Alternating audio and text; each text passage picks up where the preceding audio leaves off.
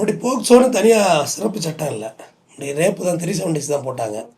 ஆனால் இப்போ போக்சோன்னு தனியாக வந்துருச்சு. அதனால் வழக்குகள் அதிகமாக நடக்குது, தவறுகள் நடக்குது, இல்லாமலாம் இல்லை. ஏன்னா இது என்னோடய உளவியலாக ஒரு வார்த்தை சொல்கிறேன். எல்லா மனிதனும் புயலை, கூலிப்பு, தண்ணி, போதை, கஞ்சா போட்டு இம்பார்ட்டன்ஸை அதிகரிச்சிட்டு. நீ ஒரு ஃபீமேல், இப்போ உங்களுக்கு வயசு ஒரு 25 வயசு 30 வயசு பொம்பளைகிட்ட போகணுன்னா அவங்கள சாட்டிஸ்ஃபேக்ஷன் பண்ண முடியாதுன்னு இவனே நம்புகிறான். ஏன்னா அவள் காரி தூக்கி விடுவாள், நீ எல்லாம் ஒரு ஆம்பளை பூ அப்படின்னு. அதனால் இவன் தன்னை எதிர்த்து போராடாத பாலினத்துக்கிட்ட தன்னோட வல்லுறவை காமிக்கிறான். இது மிக நீண்ட நாட்களாக நான் பேசி வரும் ஒரு சப்ஜெக்ட். இங்கே விபச்சார விடுதியை அரசை ஏற்று நடத்த வேண்டும். இதே பாம்பே இந்தியாவுக்குள்ளே தானே இருக்குது, இந்த தண்டனை சட்டத்துக்குள்ளே தானே பாம்பே இருக்குது. Red light area, grand road, Kolkata இங்கே தானே இருக்குது.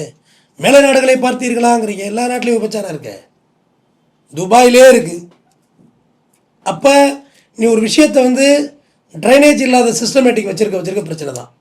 மழைநீர் வடிகால் வச்சுருக்கோம், இல்லாட்டி தண்ணி நம்பி நம்ம வீட்டு மேலே ஃபஸ்ட் ஃப்ளோர் வரையும் வந்துடுது இல்லை. அப்போ ட்ரைனேஜ் சிஸ்டம் வேணும்ல. எல்லாம் வந்துட்டு, செல்ஃபோன் வந்துருச்சு, அதில் ஆபாச படம் வந்துருச்சு, எல்லா டெக்னாலஜி வந்துருச்சு. அப்போ விபச்சார விடுதி நடத்துறதுல என்ன தப்பு? நடத்துனா குழந்தைகள் மீதான தாக்குதல் குறைங்கிறது என்னுடைய ஒரு ரொம்ப நாள் நம்பிக்கை.